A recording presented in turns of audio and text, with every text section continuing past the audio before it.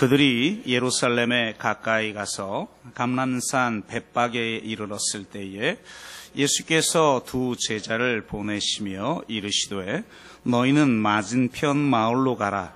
그리하면 곧 매인 나귀와 나귀 새끼가 함께 있는 것을 보리니 풀어 내게로 끌고 오라. 만일 누가 무슨 말을 하거든 주가 쓰시겠다 하라. 그리하면 즉시 보내리라 하시니 이는 선지자를 통하여 하신 말씀을 이루려 하심이라. 일러스되 시온 딸에게 이르기를 내 왕이 내게 임하나니 그는 겸손하여 나귀 곧 멍에 매는 짐승의 새끼를 탔도다 하라 하였느니라. 제자들이 가서 예수께서 명하신 대로 하여 나귀와 나귀 새끼를 끌고 와서 자기들의 겉옷을 그 위에 얹음에 예수께서 그 위에 타시니 무리의 대다수는 그들의 겉옷을 길에 펴고 다른 이들은 나뭇가지를 베어 길에 펴고 앞에서 가고 뒤에서 따르는 무리가 소리 높여 이르되 호산나 다윗의 자손이여 찬송하리로다. 주의 이름으로 오시는 이여 가장 높은 곳에서 호산나 하더라. 예수께서 예루살렘에 들어가시니 온 성이 소동하여 이르되 이는 누구냐 하거늘 무리가 이르되 갈릴리 나사렛에서 나온 선지자 예수라 하니라. 아멘.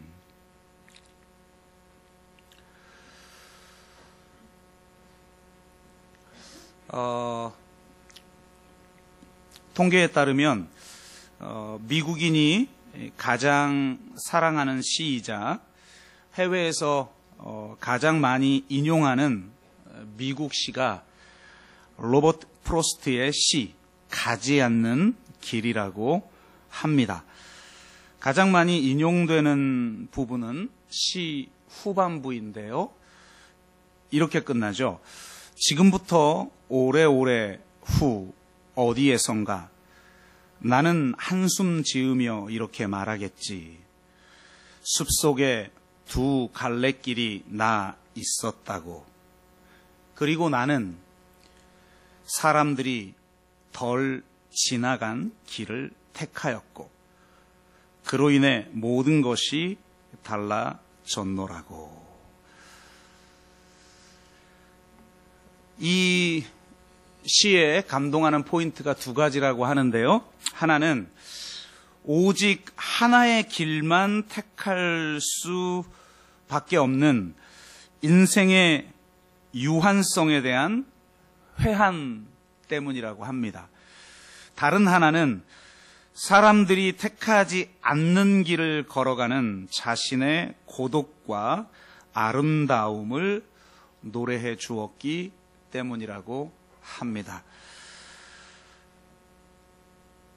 특히 많은 사람들이 가지 않는 길을 가는 사람들이 이 시를 애송하지요. 새해 첫 주 예배를 드리면서 우리는 올 한 해 나는 어떤 길을 가야 하는가 하는 생각들을 많이 하셨을 것입니다. 그렇게 새로운 인생을 살아가면서 선택의 기로에 있을 때 우리는 어떤 삶을 살아가야 하겠습니까? 이 시처럼 다른 사람들이 가지 않는 길을 선택하는 것이 우리 인생 전체를 이미 바꾸어 놓았죠. 바로 세상 사람들이 가지 않는 좁은 길, 예수의 길을 가기로 한 분들이 오늘 이 자리에 예배 드리고 있는 줄로 믿습니다. 그런 우리들이 다시 한번 오늘 본문을 통해서 우리는 과연 어떤 길을 걸어가야 하는지에 대해 함께 나누어 보며 올 한 해의 마음가짐을 가지시기를 주의 이름으로 축복합니다. 오늘 본문을 이해하기 위해서는 예수님께서 예루살렘에 입성할 때에 이 무리들이 어떤 반응을 했는지를 살펴보아야 보아야만 그 의미를 명확하게 우리가 이해할 수 있는데요. 크게 세 가지 반응을 무리들이 합니다. 첫 번째는 겉옷을 길에 폈다, 이렇게 되어 있죠. 겉옷은 유대인들에게 굉장히 중요합니다. 우리들도 겉옷을 중요하게 여기지만, 때로는 연애할 때 춥지 이러면서 벗어주기도 하고, 또 깔고 앉기도 하겠지만, 유대인들에게 있어서 겉옷이라는 것은 하나님과 자신과의 그 관계성을 보여주는, 즉 자신의 정체성을 보여주는 것이 바로 옷이었어요. 특히 그 겉옷에 달린 그 옷단술이야말로 하나님의 계명을 지키겠다는 서약과 자신의 정체성을 드러내기 때문에 평상시에는 절대로 그 겉옷을 길에 펴고 앉지 않습니다. 그만큼 소중한 것이죠. 그런 겉옷을 길에 폈다라는 것은 이런 의미가 된다는 겁니다. 나의 모든 것, 인격, 지위, 권위 등등의 모든 것이 당신 발 아래 있습니다. 당신은 나의 주님이십니다. 이런 고백이 담겨져 있다는 거예요. 그들이 이렇게 하는 것은 자신의 왕 앞에 완전히 순종하며 충성을 다할 것을 고백하는 행위라는 겁니다. 그러니까 이것은 왕의 즉위식에서 백성들이 하는 행위예요. 열왕기하 9장에 보면 예후가 왕이 되는 장면이 나옵니다. 예후는 잘 아는 것처럼 이 아합의 아들과 아합의 아내 이세벨을 죽이고 종교 개혁을 일으킨 왕이죠. 이 왕이 즉위하는 장면을 9장 13절은 이렇게 말하고 있어요. 무리가 각각 자기의 옷을 급히 가져다가 섬돌 위 곧 예후의 밑에 깔고 나팔을 불며 이르되 예후는 왕이니라 하니라. 그러니까 이게 무슨 말입니까? 예수님이 가는 길에 자기 겉옷을 깐다는 것은 예수는 왕이니라 라는 고백이 담겨져 있는 행위라는 거예요. 두 번째는 나뭇가지를 베어 길에 폈다. 종려나무라고 알려져 있는데요. 이 행위는 그 당시로부터 200년 전에 있었던 너무나도 중요한 사건 하나를 재현하는 것입니다. 예수님이 예루살렘에 올라가서 하신 여러 가지 사건 중에 하나도 수전절이라고 하는 그런 때에 사건이 하나 나오죠. 그런 절기가 바로 이 예루살렘을 회복한 그런 사건을 기념하는 절기예요. 하누카라고 하는, 지금도 유대인들이 지키고 있는 절기죠.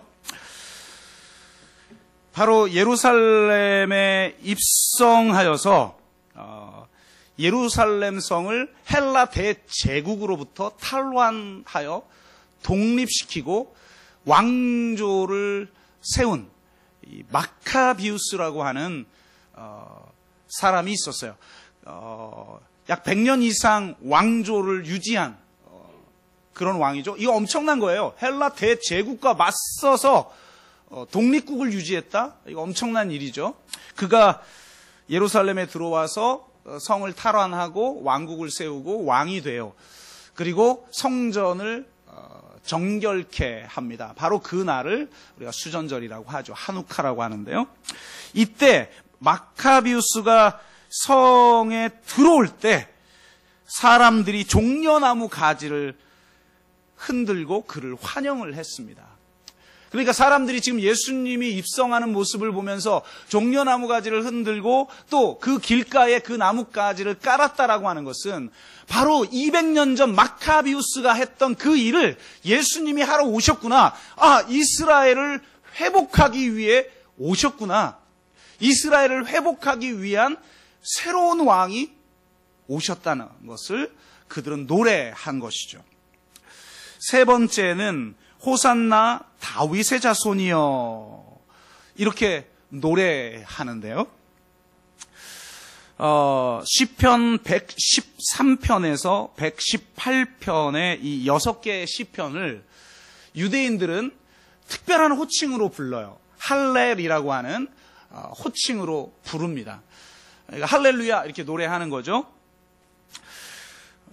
주로 절기의식에서 읽혔던 시편인데 대표적으로 유월절과 초막절에 이 시편들을 노래합니다. 특히 시편 118편 25절은 호산나 찬양으로 굉장히 유명하죠. 여호와여 구하옵나니 이제 구원하소서. 여호와여 우리가 구하옵나니 이제 형통하게 하옵소서. 그러니까 제발 이제 우리를 구원해 주옵소서 이렇게 노래하는 거죠. 그러니까 6월절에 불렀다라는 것은 바로 출애굽을 일으키신 하나님께서 다시 한번 제2의 출애굽을 일으키셔서 이 땅을 회복시켜 달라고 하는 그런 노래인 겁니다. 바로 이제 구원하소서, 이게 호산나예요. 호산나. 히브리어로 더 정확하게는 호시아나라고 하는 것인데요. 우리를 구원하소서라는 뜻이죠. 이 호산나라는 단어에는 하나님과 이스라엘과의 그 관계성을 보여주는데 아버지와 아들 혹은 왕과 백성의 관계성을 보여주는 거예요. 그러니까 자식이 죽을 위기에 처할 때 아비가 구하는 것처럼 백성들이 적군에게 죽음의 위협을 당할 때 그로부터 보호하고 그들을 구하는 것이 왕인 것처럼 왕이여 오셔서 이제 당신의 나라를 새롭게 하여 주옵소서. 우리를 구원하소서. 호산나. 이렇게 그들은 노래를 했던 거죠. 그런데 예수님이 입성할 때 그들이 이 노래를 부른 거예요. 호산나 다윗의 자손이여. 다윗의 자손이여 우리를 이제 구원하소서. 이렇게 노래합니다. 바로 구약에 예언되어 있던 메시아, 왕으로서의 그 메시아를 그들이 노래한 것이죠. 그리고 메시아에 대한 예언 중에는 스가랴서의 예언이 있음을 이들은 잘 알고 있어요. 나귀를 타고 예루살렘에 입성할 거라고 하는 예언의 말씀을 잘 알고 있었던 거죠.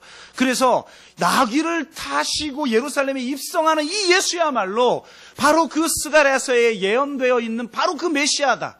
다윗의 자손이다. 우리를 구원하기 위해 오신 메시아다. 이렇게 고백할 수 있었던 거예요. 여러분, 예수님이 입성할 때 건너편 마을 가서 나귀와 나귀 새끼가 매여 있을 것이니까 가지고 와라. 왜 이걸 가져가냐고 물으면 주께서 쓰시겠다 하라 라고 말하라. 그러면 줄 것이다. 이게 이해가 안 되죠. 누군지도 모르는 사람들이 아니 나귀를 좀 주님이 그리고 주님이 뭐 예루살렘에서 대단히 유명한 사람도 아니잖아요. 저 갈릴리에서 평생 사역하시다가 이제 죽으러 예루살렘에 입성하시는 분이신데 주께서 쓰시겠다라 그러면 준다고? 이게 이해가 잘 안 되는 대목이죠. 그러나 우리가 유대인들이 아니기 때문에 그래요. 유대인들은 다윗의 자손 메시아가 우리를 회복시킬 거라고 하는 그 메시아 열망사상, 메시아 대망사상이 극에 달아 있었던 때였어요. 그런데 그 메시아는 분명히 나귀를 타고 예루살렘에 입성한다라고 되어 있단 말이에요. 그런데 주께서 이 나귀를 쓰시겠다고 하신다? 그렇다면 그건 이분이야말로 메시아라는 걸 이 주인은 알고 있었다라는 거예요. 그런데 그 메시아가 내 나귀를 타고 입성하신다? 야, 이거 얼마나 영광스러운 일입니까? 그냥 주는 거죠. 나귀 새끼를 그냥 주는 거죠. 그러니까 우리는 이 일련의 사건을 통해서 바로 이 무리들이 새로운 왕을 고대하고 있었다라는 것을 알 수가 있습니다. 예수님은 이를 거부하지 않습니다. 조용히 몰래 들어올 수도 있었지만 일부러 나귀를 타고 입성을 하십니다. 모든 사람들이 지켜보는 가운데 그 무리들이 예수님을 향해 호산나 다윗의 자손이여라고 노래할 수 있도록 그렇게 입성하십니다. 그리고 정말 마카비우스처럼 입성하자마자 하신 일이 뭐예요? 성전 정화를 하신 일이시죠. 그리고 바로 그 성전에서 맹인과 저는 자들을 고치시고 어린아이들이 호산나 다윗의 자손이여 노래하는 것을 내버려 두셨습니다. 심지어는 이 모습을 본 대제사장, 다른 사람도 아니에요. 대제사장들과 서기관들이 노하여 예수에게 항의합니다. 그들이 하는 말을 지금 듣고 있느냐? 왜 멈추지 않게 만드느냐? 저건 새로운 왕, 이스라엘의 새로운 왕을 향해 부르는 노래인데, 우리들에게 제2의 출애굽을 일으키실 새로운 왕을 향해 부르는 노래인데 왜 저 어린 아이들이 부르는 노래를 멈추게 하지 않느냐? 이렇게 막 노해요. 대제사장들이 직접 나설 정도로 이건 엄청난 일인 거죠. 그래서 예수님이 뭐라고 말합니까? 그들이 하는 말, 그렇다. 어린 아기와 젖먹는 이들의 입에서 나오는 찬미를 온전하게 하셨나이다 함을 너희가 읽어본 적이 없느냐. 그러면서 그 어린아이들을 변론해줘요. 그러니까 이 어린아이들조차 새롭게 오실 메시아 그 왕을 향해서 노래하는 걸 인정하신 거죠. 예수님은 바로 그런 이스라엘의 회복을 위해서 이 땅에 오신 메시아임을 인정하고 긍정합니다. 저는 한국교회 복음 중에 가장 심각한 그 허구적인 대립구도, 그 복음 안에 담겨져 있는 대립구도가 뭐냐면, 저도 어렸을 때부터 그런 얘기를 들었거든요. 모든 사람들은 예수님을 정치적인 메시아로 여겼지만 예수님은 우리의 죄를 사하시기 위해 오신 종교적인 메시아다. 이렇게 설교를 했다는 거예요.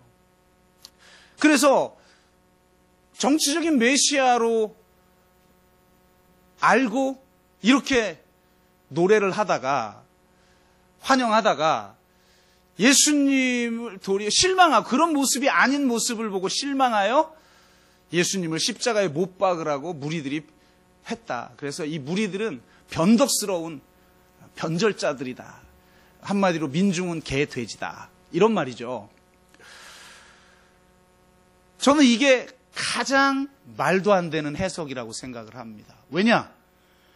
구약의 모든 예언은 메시아를 정치적 메시아로 예언하고 있기 때문에 그렇습니다.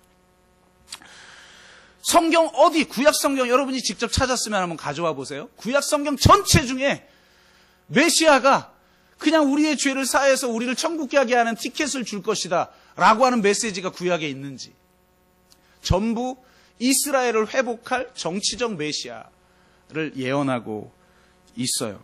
그러니까 정치적 메시아냐 종교적 메시아냐, 이 대립구도는 완전히 허구적인 대립구도예요. 예수님은 정치적 메시아로 오셨어요. 이게 분리되어 있지 않아요. 복음 안에는, 구약 안에는 이게 분리되어 있지 않아요. 문제는 정치적 메시아냐 종교적 메시아냐가 아니라 정치적 메시아인데 어떤 정치적 메시아냐, 이게 바로 이스라엘이 추구했던 정치적 메시아상과 예수님이 제시한 정치적 메시아상의 차이예요. 이 차이점이 무엇인가를 오늘 본문을 통해서 우리가 한번 나누어 보길 원하는데요. 많은 본문들이 있겠지만 이 본문만 가지고 나누어 보면 이렇습니다.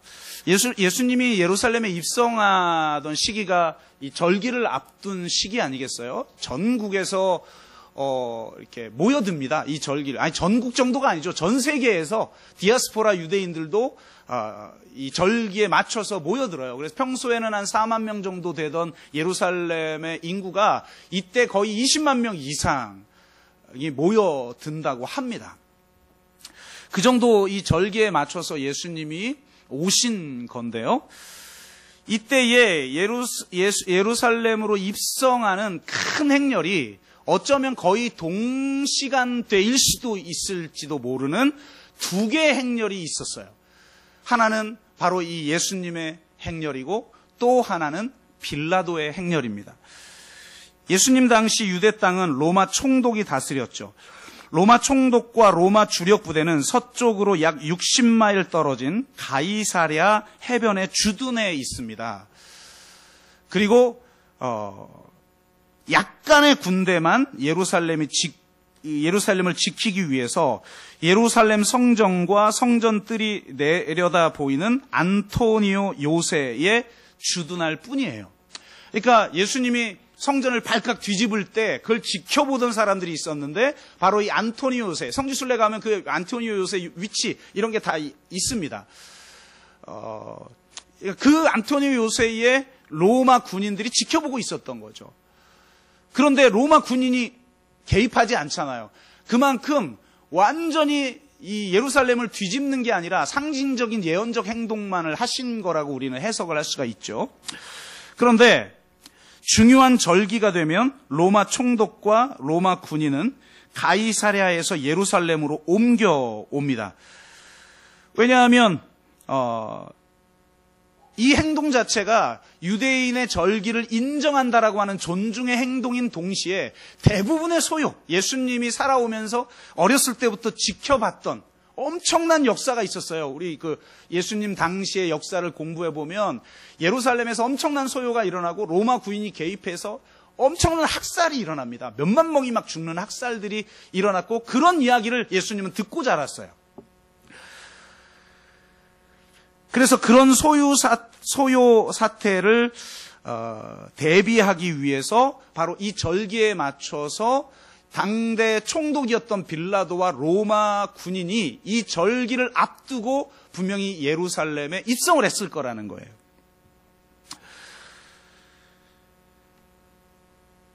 자, 한번 보십시오. 로마 황제의 대리 통치자인 빌라도를 필두로 한 제국의 군대가 서쪽에서 예루살렘 성으로 입성하는 장면을 상상해 보세요. 여러분도 예루살렘 가려면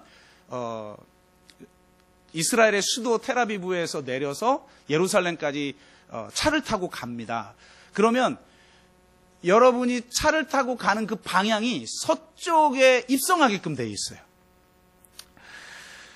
그러니까 서쪽에서 예루살렘 성으로 입성하는 하나의 장면이 보이는 거죠.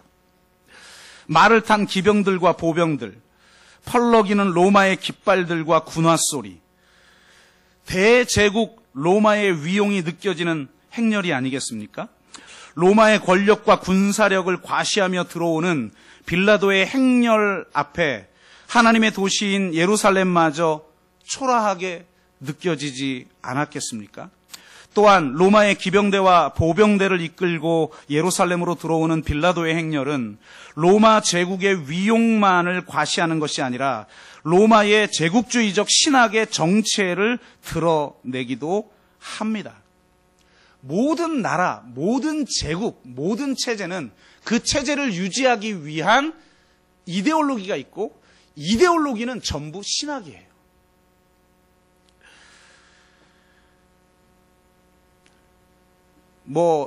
칼 슈미트라고 하는 정치학자가 현대 철학을 거의 뒷받침하고 있는 사람이라고 할 수 있는데 그 사람의 정치 철학으로 나치가 이제 유럽 전체를 지배를 했죠. 근데 그가 쓴 정치 신학이라고 하는 책의 첫 구절이 모든 정치학은 신학이다라는 거예요. 그러니까 당대 황제는 실제로도 단순히 로마의 지배자가 아니라 신의 아들이었어요. 하나님의 아들이라는 호칭을 황제에게만 붙일 수 있었어요.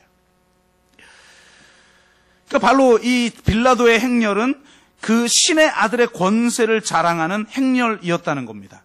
그런데 이런 빌라도의 행렬과 정반대편, 즉 동쪽에서 예루살렘으로 입성하는 또 하나의 행렬이 있어요. 여러분 성경 세미나 할 때 제가 말씀드렸죠. 재미있게도 방향이라는 게 굉장히 중요한 상징적 의미를 갖는데 타락의 방향이 있어요. 창세기에 보면 타락의 방향이 어느 쪽으로 돼 있죠? 자, 공부하신 분들. 에덴의 동쪽. 그래서 에덴의 동쪽이라는 영화도 있잖아요. 이게 타락을 상징하는 거예요. 이 창세기에 보면 타락이 계속 동쪽으로 향해 갑니다. 그래서 구원의 방향은 동쪽에서 서쪽의 방향성을 가지고 있어요. 그래서 성전 입구가 어디로 돼 있느냐? 바로 동쪽을 향해 돼 있어요. 그래서 동쪽에서 서쪽으로 들어가게끔 되어 있어요. 성전은. 그러니까 이 방향에도 이런 영적 의미가 있는 거죠. 놀랍게 서쪽에서 동쪽을 향해 나아가는 행렬, 이 빌라도의 행렬, 타락의 행렬이라고 할 수 있는 하나의 행렬이 그 시대에 어쩌면 동시간대에 있을지도 모르는 그 행렬이 하나가 있고, 또 하나는 바로 이 동쪽에서부터 서쪽을 향해 들어오는 나귀를 타고 오시는 예수님의 행렬이 하나가 있습니다.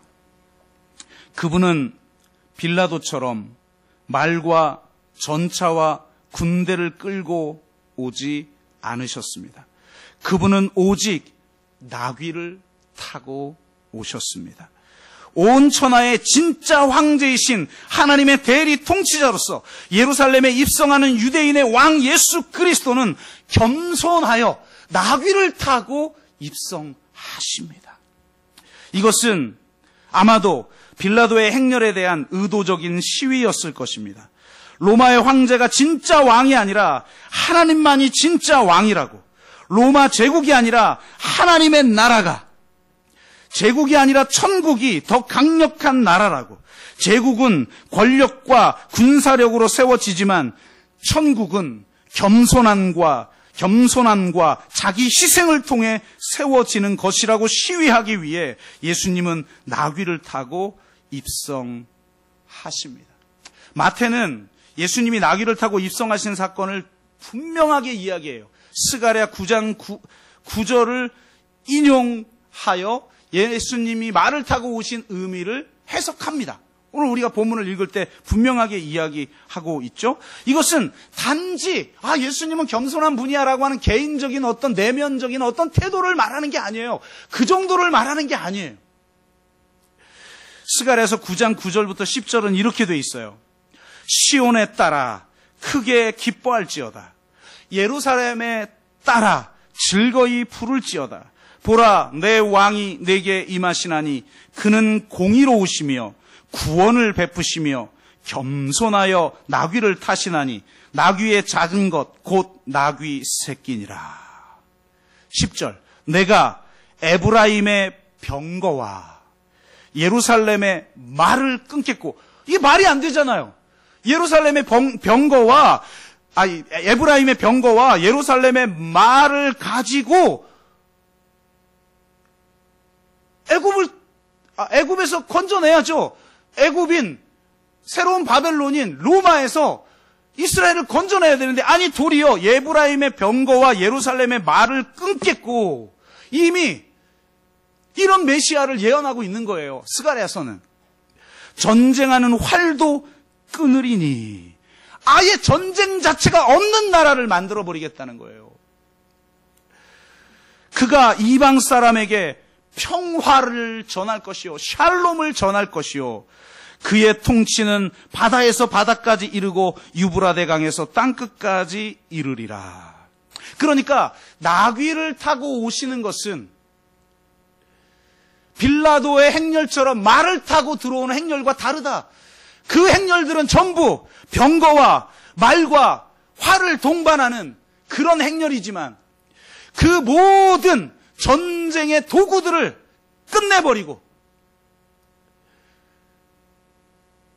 전쟁의 도구를 농기구로 만들어 다시는 전쟁도 연습하지 않는 나라를 메시아가 오셔서 이루시겠다라고 예언한 미가서와 이사야서의 예언과 연속선상에 있는 말씀인 거죠.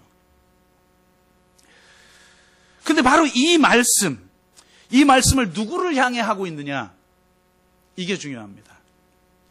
바로 시온의 딸과 예루살렘의 딸들이에요. 도대체 그들은 누구일까요? 이게 잘 안 나타나죠? 그런데 예수님이 십자가를 지고 갈 때 그런 말을 하나 합니다. 백성들과 여자의 무리들을 향해서 이렇게 말씀하죠. 예루살렘의 딸들아, 나를 위해 울지 말고 너희와 너희 자녀들을 위해 울라. 왜 그러겠어요? 곧 심판이 임할 것인데 예루살렘이 멸망한다. 주 70년에 로마 군대가 들어와서 완전히 그냥 학살을 해버리죠. 이스라엘이 역사상 사라져버려요. 거의 2000년 만에 다시 나라가 세워지긴 했지만, 그러니까 너희 자녀들을 위해서 울라 이렇게 말씀하시는데, 이 예루살렘의 딸들의 의미가 뭡니까? 그건 지금 여성들에게만 하는 말이 아니에요. 이 당시의 용어를 우리가 이해해야죠. 예루살렘 당시의 성을 이야기할 때 그 성을 마더시티라고 불렀어요. 그러니까 이건 뭐 지금도 그런 용어를 사용하는 것 같아요. 우리가 분립개척을 했지만 분립개척을 하는 우리 교회를 뭐라고 부르죠? 우리 교회를 뭐라고 불러요? 모교회라고 부르잖아요. 모교회, 어머니 교회, 그렇게 부릅니다. 어머니 교회라고 부르잖아요. 그러니까 이런 용법과 같은 거죠. 이런 용법과 같은 거예요. 그러니까 마더시티라는 건 뭐냐면 예루살렘 성이 마더시티인 거예요. 그러니까 실제로 이 성 안에 들어와, 여러분 성지순례 가보시면 예루살렘 성 조만합니다. 뭐 시편에 보면 막 영광스러운 세계의 중심인 것 같은 그 예루살렘 성 가보면 지금 가봐도 조만한데 그것도 증축한 거예요.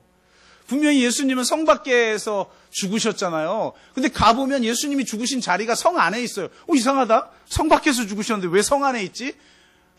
그 안내서를 보니까 이게 중축한 거다. 중축한 게 요만하단 말이야? 엄청 작아요. 그 안에 얼마나 많이 살 수 있었겠습니까? 예루살렘 우리식으로 말하면 예루살렘 주민이라고 하는 그 사람들 중에 10%만 이 마더시티에 살 수 있었던 거죠. 부자들, 귀족들, 종교 지도자들. 우리도 서울 살고 싶지만 여기 살고 싶어서 여기에 오신 분들도 계시지만요. 서울에 가면 너무 그냥 막 공해, 냄새, 복잡함 이런 것 때문에 여기가 한가해서 너무 좋아요 하고 오신 분들도 있지만 어떤 분들은 가고 싶어도 못 가죠. 집값이 10배는데 이거 진짜 답 안 나와요. 그죠? 근데 이 시대도 들어가고 싶어도 못 들어가는 사람들이 있죠. 그러니까 나머지 사람들은 바로 이 주변부에 사는 사람들이에요. 이 사람들을 예루살렘의 딸들이라고 그래요. 그러니까 예루살렘은 마더시티고 그 주변에 사는 사람들을 예루살렘의 딸들이다 이렇게 부릅니다. 그러니까 지금 예수님의 입성을 환영한 사람들이 누구냐? 예루살렘의 딸들이죠.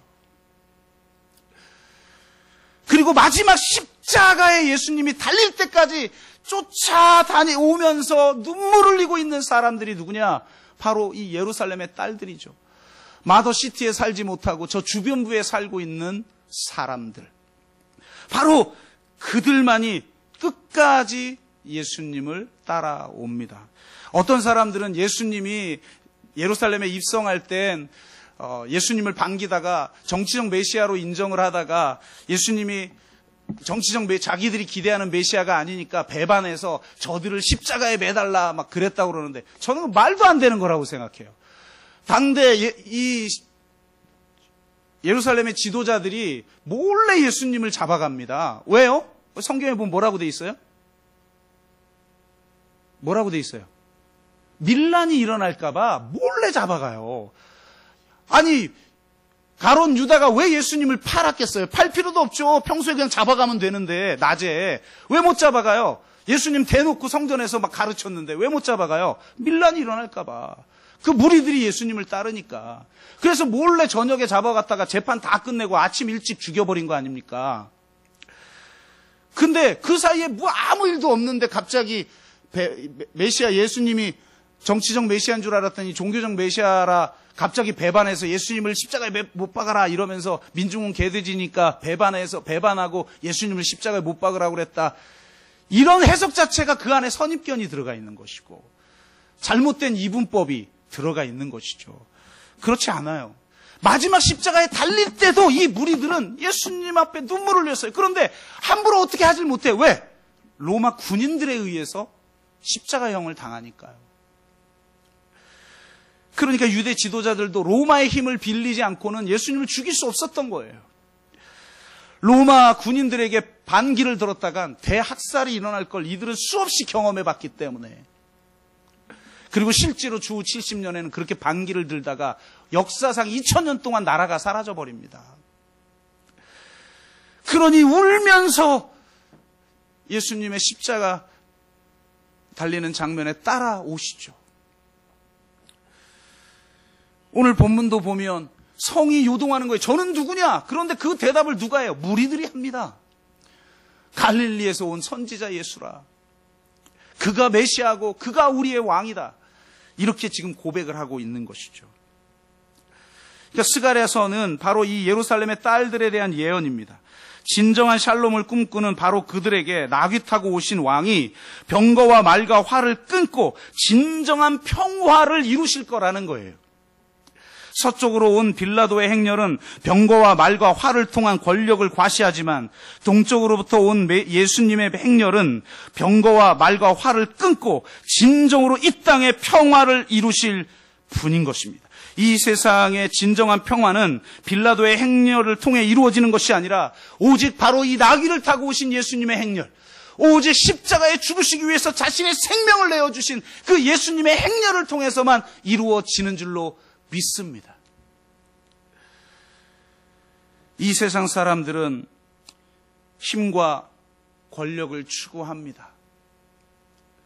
그래서 모두가 다 그것을 얻기 위해 넓은 길로 갑니다.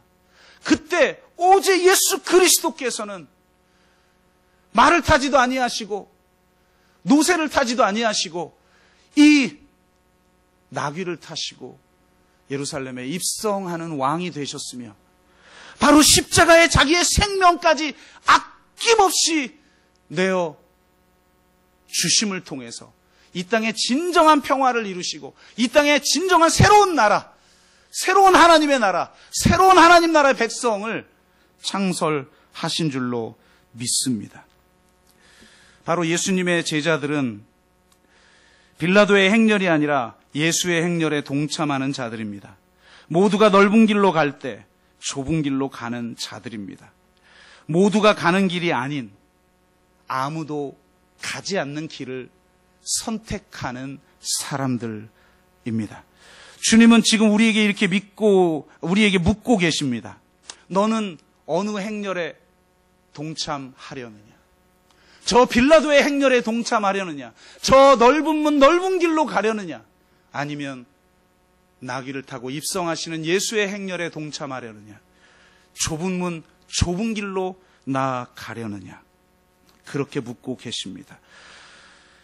우리가 바로 그 길을 갈 때 진정한 부활의 영광을 경험하게 되는 줄로 믿습니다. 우리는 굉장히 욕망이 많은 사람들이에요. 저부터가 그런 것 같아요.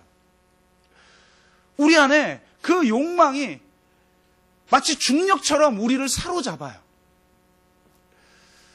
나는 하나님의 영광을 위해서 살고 싶은데 내 안에 중력처럼 나를 끌어모으고 있는 그 죄의 힘은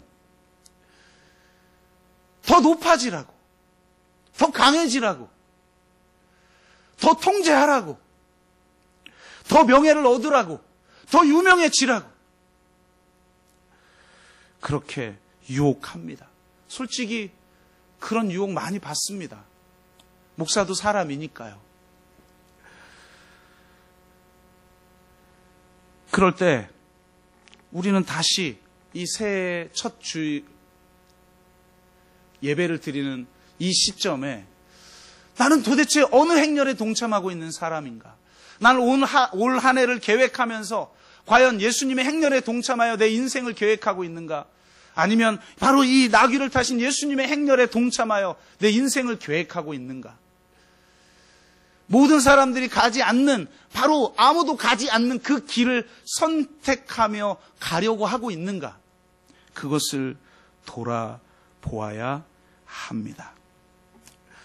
그렇게 주님의 행렬에 동참할 때 예수와 함께 죽고 예수와 함께 사는 놀라운 역사가 일어날 줄로 믿습니다.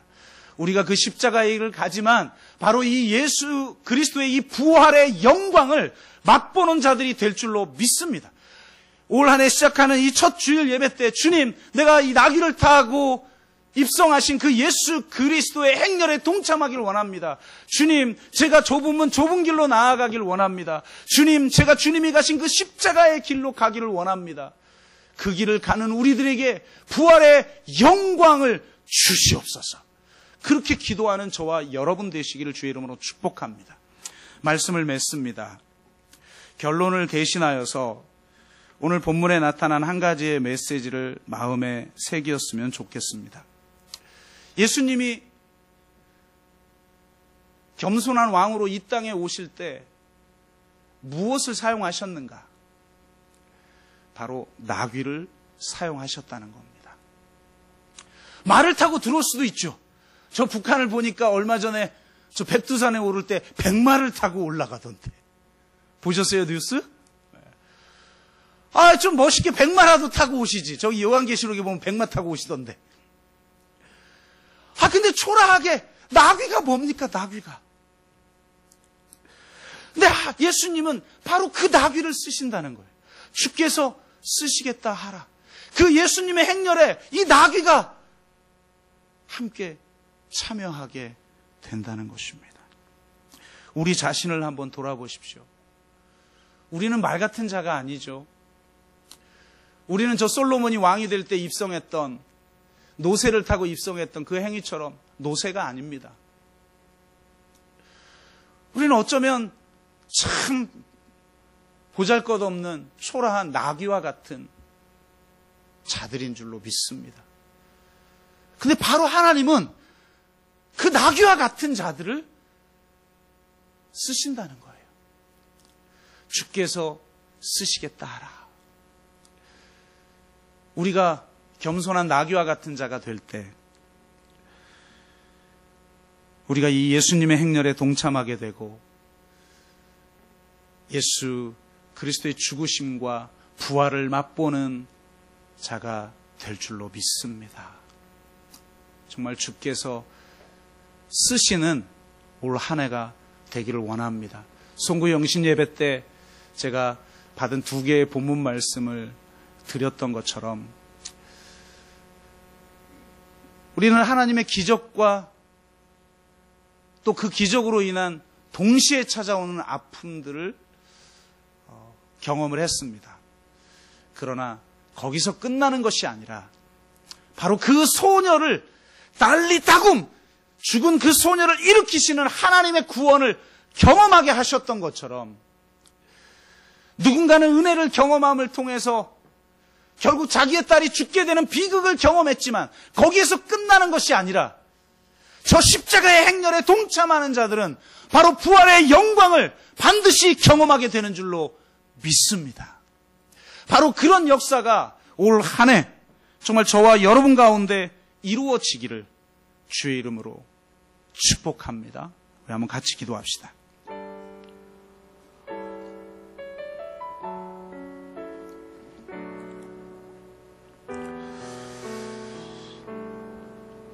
우리는 어떤 행렬에 동참하고 있습니까?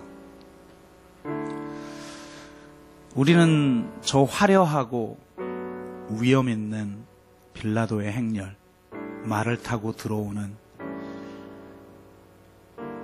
저 제국의 위용을 부러워하며 그 앞에 절하기만 하면, 내 앞에 절하기만 하면 이 나라의 영광을, 이 세상 모든 영광을 너에게 주겠다라고 유혹하는 사단의 유혹에 넘어가 넓은 길로 가고 있을 때가 참 많이 있습니다. 그러나 우리 주님은 초라하게 나귀를 타고 들어오시는 진정한 왕이십니다. 천군 천사를 불러 폭력적으로 로마를 제압하는 왕이 아니라 자신의 생명을 십자가에 내어 주시기까지 하시는 겸손한 왕이십니다. 올 한 해 시작하면서 주님, 내가 어느 길에 동참하고 있습니까? 그렇게 자신을 돌아보며 빌라도의 행렬이 아니라 바로 예수의 행렬에 동참하는 삶을 살게 해달라고. 그래서 정말 주께서 쓰시겠다 하라 라고 할 때 주께 쓰임받고 부활의 영광을 경험하는 복된 삶을 2020년 살게 해달라고 우리가 한번 같이 기도하도록 하겠습니다. 함께 기도합니다. 하나님, 이제 10년간의 한 텀을 마무리하고 새로운 10년 첫 주 예배를 드립니다. 또 2020년 시작하는 첫 번째 예배를 드립니다. 우리 자신을 돌아보며 내가 과연 빌라도의 행렬에 동참하는 자인가, 예수님의 행렬에 동참하는 자인가, 서쪽에서 동쪽으로 가는 자인가, 동쪽에서 서쪽으로 가는 자인가, 넓은 문 넓은 길로 가려는 자인가, 좁은 문 좁은 길로 가려는 자인가 돌아봅니다. 우리가 예수님의 행렬에 동참할 때 이 세상이 알지 못하는 부활의 영광을 경험하게 되는 줄로 믿고, 아니 또 이미 십자가에 달려 죽으시고 부활하신 우리 주 예수 그리스도로 인해 이미 경험한 줄로 믿습니다. 경험했기에 이 복된 길을 끝까지 가려고 하는 사람들이 오늘 주님 앞에 예배를 드리오니, 주여 예수의 행렬에 동참하는 우리 더불어숲 교회가 되게 하시고 교인들이 되게 하시고, 그래서 올 한 해 주께서 쓰시겠다 하라 할 때 주께 쓰임받는 그런 우리들이 되게 하셔서, 딸의 죽음 앞에서 절망하는 회당장에게 두려워하지 말고 믿기만 하라 말씀하신 주님, 그리고 달리다굼의 부활의 역사를 보여주신 주님, 바로 그런 역사가 올 한 해 이 교회 가운데 일어나게 하여 주시고, 우리 가정 가운데 하는 모든 일들 가운데 내 삶 가운데 일어나게 하여 주시옵소서. 주께서 함께 하실 줄 믿사옵고 감사드리며 예수 그리스도의 이름으로 기도드리옵나이다. 아멘.